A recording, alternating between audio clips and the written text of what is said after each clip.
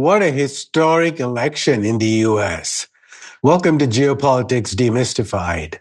Today we'll discuss what Donald Trump is going to do to make America great again and what he should do to make America great again. And those are not 100% aligned. Okay? So to start with, this was a huge election that is going to have a lot of ramifications in the US as well as in Europe and the rest of the world. So the first time Trump won, people just assumed it was kind of a fluke. You know, he just said crazy things and he won. But now his re-election proves that Trumpism is real and some of what he stands for reverberates with a lot of people in the US and in Europe. And so this is real, and he has a mandate now, and he's going to implement all his policies very strongly. Okay, so he's not going to hold back like in his first term, where he was struggling a little bit. He didn't know how Washington, D.C. worked, and he was vilified a lot by the media, the mainstream media, and even a lot of the Republican establishment. But now he says, hey, what I stand for is real, and I don't care. I'm not going to run for another term, and I'm going to get things done. Okay? And he got a trifecta, meaning the Senate also flipped, and it became a Republican majority. They'll have, I believe, 53 seats out of 100. And then the House of Representatives is also Republican now, for all practical matters. So he has trifecta, and he's going to push through a lot of major reforms, and is going to shake the US establishment to the core.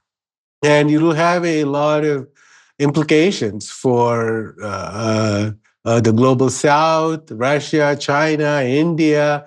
Everybody is going to be affected in some way or another, some positive and some negative. Okay? So the deep state or the blob really try to stop Trump, right? They just don't like his thinking out of the box and going against immigration and NATO. All that stuff are like sacred cows for the deep state. And then they're also very worried about populism, especially right-wing populism. So they were completely defeated this time. And he's going to take revenge because the deep state really went after him for the last 7-8 years, right? So in his 2016 election, the deep state, the CIA, FBI, they spied on Trump. They spread lies about Russia, you know. He was a puppet of Russia. And the CIA worked with the MI6 in the UK to release this fake Trump dossier where they had like crazy things about what Trump did with the prostitute in Moscow, just ridiculous things, you know, and how Russian bank was talking to Trump's building, all kinds of nonsensical stuff. So he's going to really go after the deep state. And it's going to have, you know, the last time a US president lost the re-election and then came back again 4 years later was in the late 19th century. It was President Grover Cleveland in the 1890s. So this is really huge. It's really quite unprecedented that he was able to lose and then come back. And frankly, I didn't think that Republicans would go for Trump again, you know, because in the US, once you lose an election, you become a pariah. And then nobody wants to talk to you, nobody wants to fund you. So what he did was quite miraculous. Now, it's going to have a lot of reverberations in Europe. People are already saying, wow, thanks to Trump's win, we can finally talk about the stupidity of the war in Ukraine. Because all those people who were against the war were totally silenced. They did not get a chance to speak out in the media, to write a column in the mainstream media. And everybody who spoke of peace would be attacked as a Putin apologist or a Russian puppet. All these typical propaganda techniques to censor people. And the blob working with NATO also silenced all opposition to the war. And in many European countries, you could actually go to jail. You could get arrested for talking in favor of peace or saying Russia is right, right? So nobody could talk about what the US did, like NATO expansion for 30 years, funding and arming Nazis. When I try to point out on Twitter X that how the Ukrainian militias, the Azov battalion, they're using basically a flipped symbol of the Nazis, the swastika and the SS symbols, the Schutzstaffel symbols. And that tweet got banned in Germany. Okay, so I could not even show the fact that the Azov battalion are Nazis. It's just ridiculous. So now the war in Ukraine is definitely going to wind down, and we'll go into the details. And Japan, the most senior advisor to the Japanese prime minister, he said that Trump's re-election might be good for Japan because it can finally become a sovereign nation. Japan can have its own independent foreign policy. So this is quite shocking because in the Japanese politics, they just don't admit such really embarrassing facts, right? So they cannot say that Japan is a vassal of America, Japan has no independent foreign policy, and Japan has to do whatever the US tells them to do. So this was quite amazing that the senior advisor to the Japanese prime minister would say that Japan can become free again. So talk about freedom and democracy. Maybe Japan can become free. And because, the US wants Japan to go to war against China, right? So the Republicans are as anti-China crazy as the Democrats are anti-Russia crazy. So for the last 4 years, we saw Russia, Russia, Russia hysteria. And that's going to be replaced by China, China, China. Okay? And if you look at all the people that Trump has appointed so far, they're all fanatically anti-China, right? Like Marco Rubio, the senator, the CIA director, what's his name? I forgot. I wrote it down. So the CIA director, he wrote a column in Wall Street Journal saying that China is the number one enemy of the US. Okay, so that guy is now the CIA director. And the National Security Council is by this guy named Mike Waltz, right? And he was a grifter. So this guy is so crooked. He ran his own private company, a military contractor in Afghanistan, and he made tens of millions of dollars basically robbing the US federal government. Okay. That's how the contractors make money.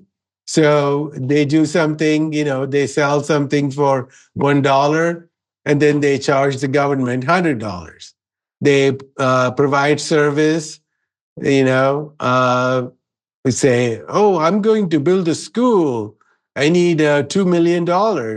And then the school never gets built. And then they pocket the $2 million. So this guy, Mike Walls, is a total grifter. And he was in the US Army. He was a Green Beret. And so then, when he knew that Biden was going to wind down the Afghan operation, you know what he did? He sold his company to another big company for $90 million, 90. And then when a few months later, when the Afghan thing wound down, that company had no revenue from Afghanistan. So, and this guy said all kinds of crazy things. He said, if we leave Afghanistan, there's going to be Al Qaeda 3.0 in Afghanistan. So he was totally wrong. And he also wanted to provide Ukraine with long range missiles. So there are a lot of fanatical warmongers in Trump's new cabinet. And then there is Christine Noem. She's from South Dakota. She's the governor of a state that doesn't even have 1 million people. Okay, so South Dakota is a nobody. And he screams anti-China propaganda all day long. She passed laws banning China from owning agricultural land in the US. So if you look at all the foreign countries that own land in the US, they own like less than 3% of the land in the US. And China's share is 1% of that 3%. Okay, so it's like 0.03% of the land in the US, like basically nothing. And she makes a big deal out of this, and she banned TikTok in South Dakota. Mad. And then there is the defense secretary, Pete Hegseth. So this guy was a Fox News host, and then he also served in the military, some platoon leader in a very low level. And now he's going to manage the Pentagon, which has like 2 million people, 2 million workers, okay, civilian and the active military people. So, and this guy is also very anti-China, but he's also a little bit pragmatic. In one of the interviews, he said, we cannot go to war with China. They have hypersonic missiles. They will destroy all the aircraft carriers in the first 20 minutes of the war. And he said that the Pentagon has done a lot of war games, simulation of war games. And in every single war game in the South China Sea, China won. China defeated the US. So at least he's a little bit grounded to the facts, because some of these other people are just absolutely crazy. And how about Palestine? Oh my God. So China's Trump's team is like 110% pro-Israel. These people are like unimaginably pro-Israel. I don't think that even the Israelis are so pro-Israel. Like this guy, Mike Huckabee, he's going to be the new US ambassador to Israel. And he has said on camera that there's no such thing as Palestinians. There's no such thing as West Bank. It's all Judea and Samaria. So, and then there is the US ambassador to the UN, and she's another crazy woman. Her name is Elise Stefanik, and she's like Nikki Haley times two, if that's even possible. And she's so pro-Israel, and she repeats all the propaganda. Israel has the right to defend itself. If 45,000 children in Gaza died, it's all because of Hamas. Okay, you cannot blame Israel. So, Trump. So I think it's very, very bad news for Palestinians. My gut feeling is that they're going to get completely expelled from Gaza and the West Bank. A lot of people are not able to comprehend this. Even the people that I have done the interviews with on this show, they are under the false impression that the Palestinians are going to win and they're going to return to Gaza and West Bank. I think they're pretty wrong. I think in Trump's term, in the next 4 years, there's going to be a complete expulsion of Palestinians. And then probably Israel would also annex southern Lebanon. They're going to go all the way. And as for a war with Iran, I don't think it's going to happen because Trump is generally, he's very risk averse to wars. So he's not going to approve of a war with Iran. He's going to resort to sanctions, tariffs, the economic, political, and diplomatic pressure on Iran. That's his first instinct, And Qatar might actually be forced to sever its ties with Hamas. I think Trump is going to do that. So that's in the Middle East. And let's go to Russia. So Trump is going to shut down the war in Ukraine. That's for sure. Biden may try to send as many billions of dollars to Ukraine as possible over the next 2 months, but it's not going to help. Once Trump comes into office, he's going to say, forget about Crimea and forget about those 4 regions that have already joined Russia, like Donbass, Kherson, Zaporizhia. All those are going to be a part of Russia. But now how to give Ukraine something, So Ukraine is trying to lure Trump with a lot of the offers, okay? So basically, Ukraine is going to become a vassal, a complete slave of U.S. corporations. So Ukraine's proposal is now, hey, America, you can take all our natural resources and you will be able to tell us, Trump will be able to tell us who we can do a business with, okay? Which country we can do business with.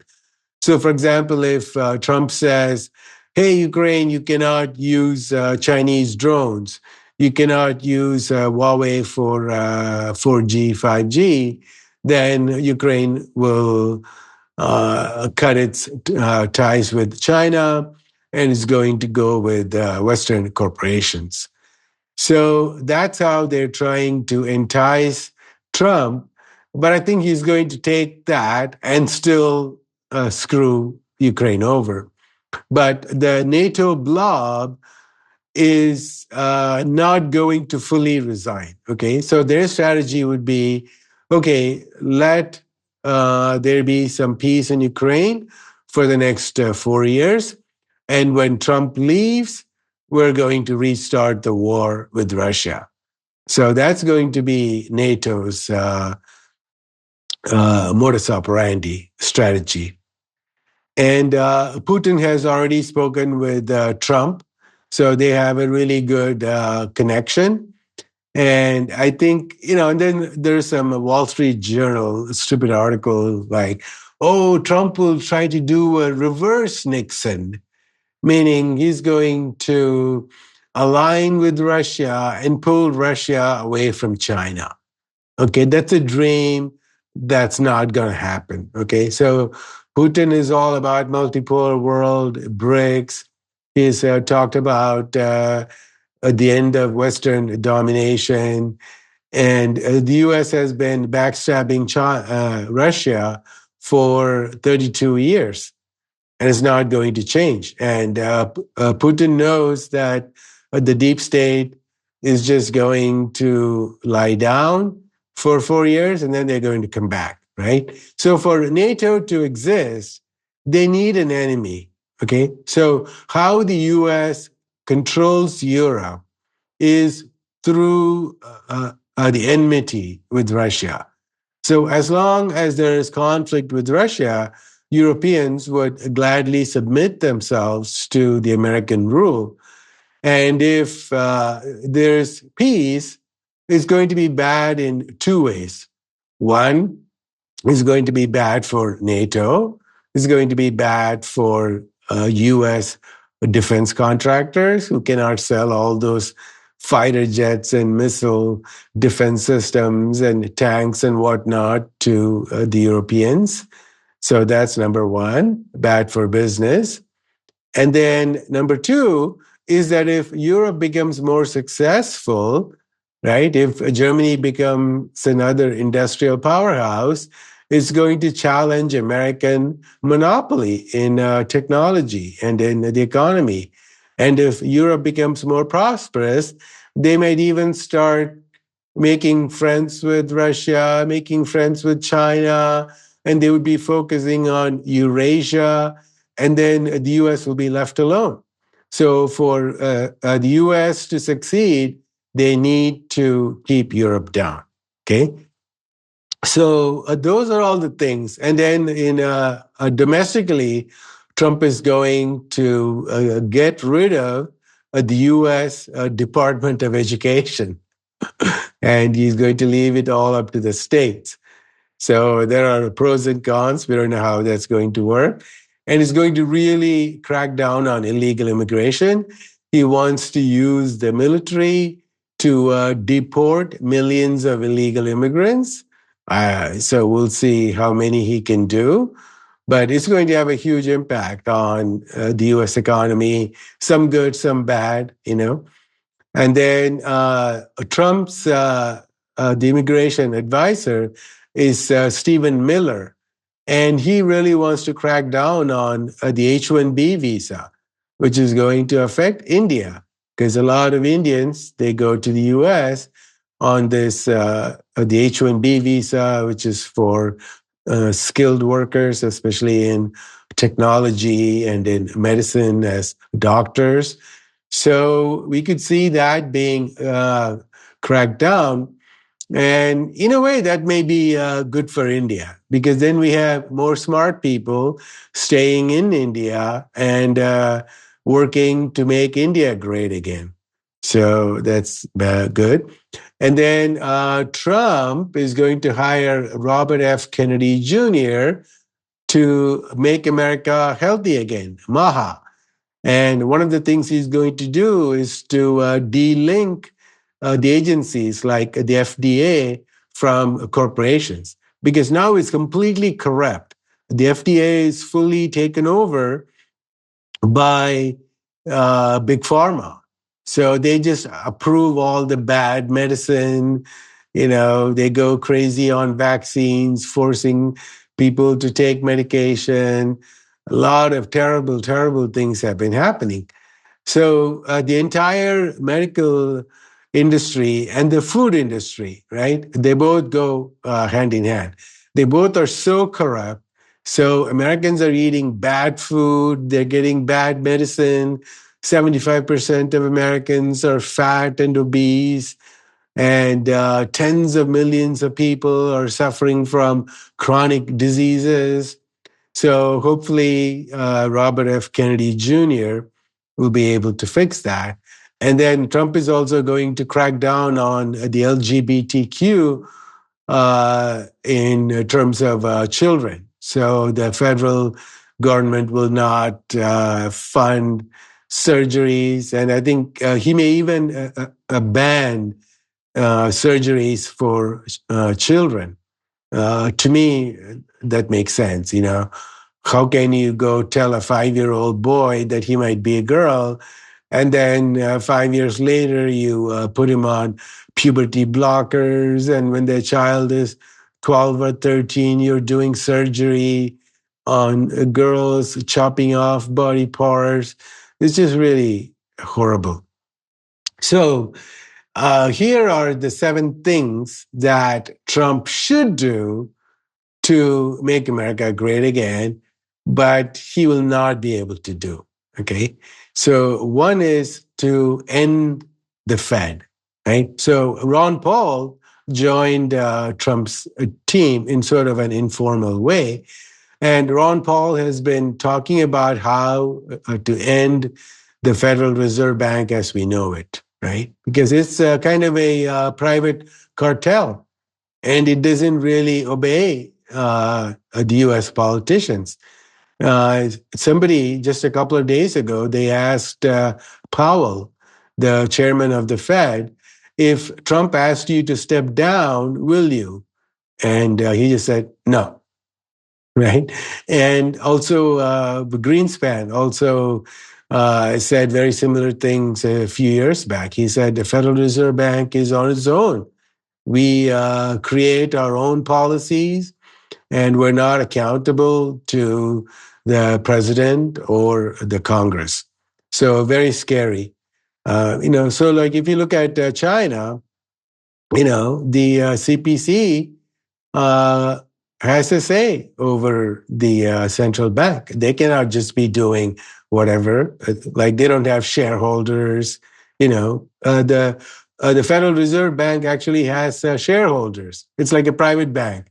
As somebody said, the Federal Reserve Bank is not federal. It does not have reserves, and it's not a bank. Okay, so it's a big thing. And then number 2 is to raise wages and to reduce inequality. Can Trump do that? No. Why? Because he's going to cut taxes. He's going to deregulate, right? And he's going to join with Elon Musk in government efficiency. So Elon Musk tweeted that there are 428 federal agencies. We can reduce it to under 100. So maybe that's a good idea. I'm sure there's a lot of waste in the federal government, and a lot of people have jobs doing nothing.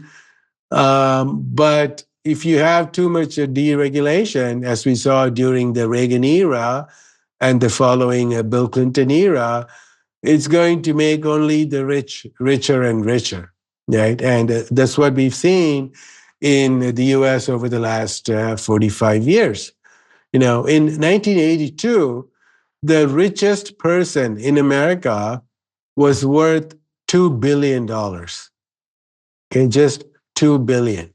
Now, Elon Musk is the richest person, and he's worth 300 billion. Okay, from 2 to 300, 150-fold. Now, did the average American wealth also grow 150-fold? No. Half of all Americans are living paycheck to paycheck. They're broke. So you need to raise wages and you need to reduce inequality. But somehow capitalism is the God religion in America, and nobody will raise wages and nobody will fix inequality. And then to stop illegal immigration, which Trump will do very well. And then to bring manufacturing back. Okay. So Trump has been talking about this for like 40 years, but it's not going to happen, because it's the billionaires and the oligarchs. They don't want manufacturing. Okay. They want to do the design work and send it to China, Vietnam, India, Malaysia, wherever. and they want to make huge profits, right? So if somebody in India is going to work for, say, $1 an hour, right? So why would you pay $25 an hour in the US? They're not going to do that. So, and also the US, the infrastructure is so bad now, you cannot have manufacturing. If you don't have good seaports, if you don't have the latest railways, if you don't have proper roads, if you don't have electricity, you cannot do that. And there's no talent anymore, right? So, like within 20, 30 years, a country will lose all the talent. So, there are a lot of people who, you cannot even hire good people for manufacturing who should know like chemistry, physics, electronics, material science. You need PhD people. There's a whole bunch of skills involved in manufacturing. It's not just the assembly, right? So the assembly is the very, very last part. So, for example, if say a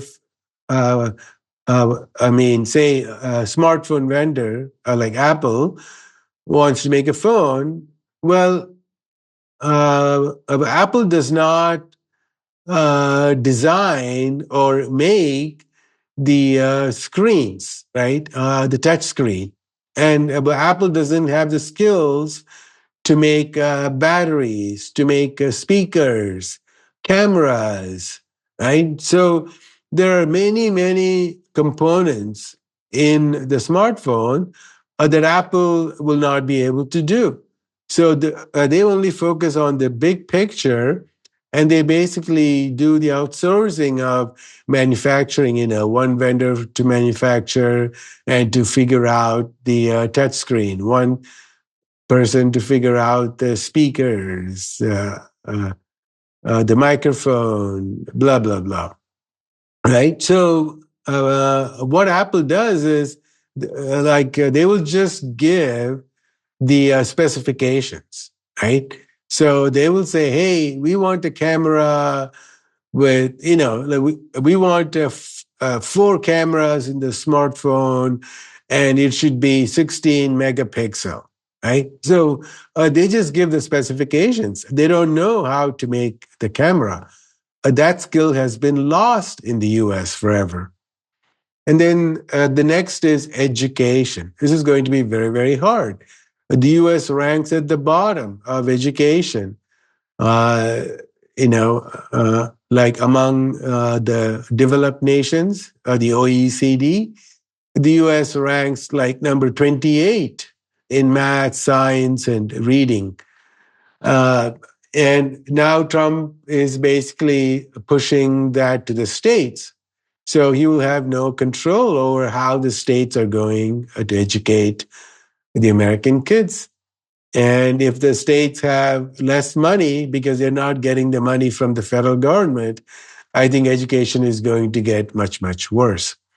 So that's why the US depends on foreign students, right, from China, India, to come and do the master's and the PhD programs in science and engineering.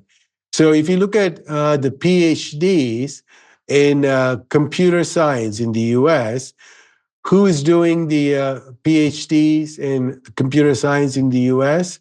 60%, 60, are international students, and the majority of them are from China. So, no hope for education there. And then we talked about infrastructure. The US needs to spend trillions and trillions of dollars on infrastructure. So they're not going to do that, okay? And then the US has to end all its perpetual wars, stupid wars that are just, war is a racket, as General Smedley Butler said 100 plus years ago. So, Trump is going to wind down the war with Russia. That's a good thing. But then he's surrounded by China hawks. Okay, a lot of them are fantasizing about war with China by 2027. right? And this is the pattern we see, right? So when the 1990s were very peaceful, the US found some excuse to bomb Yugoslavia and then Serbia. And then they used 9/11 as an excuse to bomb Iraq and do a regime change in Iraq when it had nothing to do with 9/11. And and then, so they had these plans to do a regime change in Libya, Syria, Lebanon, Yemen, Somalia, and then finally with Iran. So that fantasy is still on. So can Trump do anything about that? No. And then when bin Laden finally died in 2011, what happened? It was a switcheroo from bin Laden to Libya and Syria, right? And then the US and Israel basically created the ISIS, right? Some say that ISIS stands for the Israeli Secret Intelligence Services. That was the name of Mossad once. Okay, it was called ISIS. So they just switched from bin Laden to ISIS. And then what happened? They switched from Afghanistan. When Biden shut down the Afghanistan operation, people thought, wow, maybe something good is happening. No, what happened? They switched from Afghanistan to Ukraine. So similarly, when the war in Ukraine ends, my gut feeling is they're going to pivot to Asia. Okay, they're going to use the Philippines to start a war with China and maybe even Japan. So we'll see. Philippines, Marcos has been a crazy person. We did an interview with a very good think tank analyst on Geopolitics Demystified. Check it out. So, that's going to be the plan. But I think that China has reached an escape velocity. Okay, so they just did like a show of their stealth fighters. They're working on nuclear powered ships, the aircraft carriers, and maybe even submarines. Although that may take another 4 or 5 years. But China already has the world's largest navy. They are, they have the manufacturing, right? So they can produce like 1,000 missiles in a day. They can just convert the BYD, the electric car factory, into a missile factory, just like the US did in the 1940s during World War II. So China can really ramp up the production of missiles, anti-missile defense systems, ammunition. So there's no way the US can catch up, right? And then China can also sanction all the US military industrial complex. So companies like Raytheon, Lockheed Martin, they depend on a lot of Chinese components to make their missiles and fighter jets. So if China puts a complete sanction on the the US is going to have a lot of problems, right? And for the last 8 years, the US has been struggling to decouple from China, to de-risk, friend shore, offshore, reshore, nearshore. Nothing worked out. Okay. So what the US is doing is now it's still buying hundreds of billions of dollars of Chinese goods every year.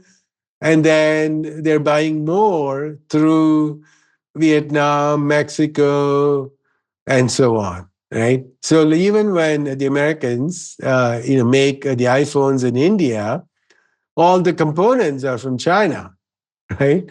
So the US cannot decouple from China.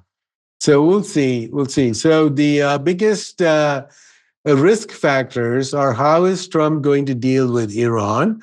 because he's just surrounded by virulently pro-Israel people who want to take out Iran so that Israel will have a hegemony in the area.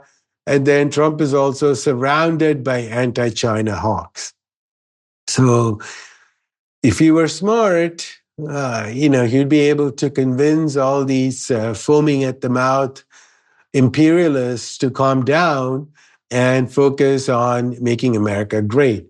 Because to make America great again, you need to go to the roots, okay? So you have to assume the worst case scenario, like a dollar is not going to be the king of the world anymore. So then Americans have to plan. If the dollar is not going to be the king, what would be the implications? We need to slash debt. We need to, the government should not spend more than it makes. So there should be no fiscal deficit and there should be no trade deficit. So right now, just in the month of October, the federal government borrowed $250 billion in just 1 month. Okay. So you do an extrapolation for the whole year, that's $3 trillion. Okay. And that happens when the economy is supposedly doing good. So what happens if there is a recession? Then the fiscal deficit is going to go up to like 5 trillion, 6 trillion. It's just insanity. And then also a trade deficit, So the US has been having a great time by just printing dollars and buying things from other parts of the world. Well, what happens when the other countries say, we don't want a dollar, we want something tangible, send us proper goods. And then what does the US do? Right? So these are the questions that Trump and the US have to think about. So they shouldn't just plan for the next 4 years, but they should be planning for the next 40 years. But, we all know that in America, short-term thinking is the rule of the game. So we'll see how it goes. Hope this helps. So please subscribe to the channel, follow us here and on Twitter, and share the video with your friends. Thank you and have a wonderful day.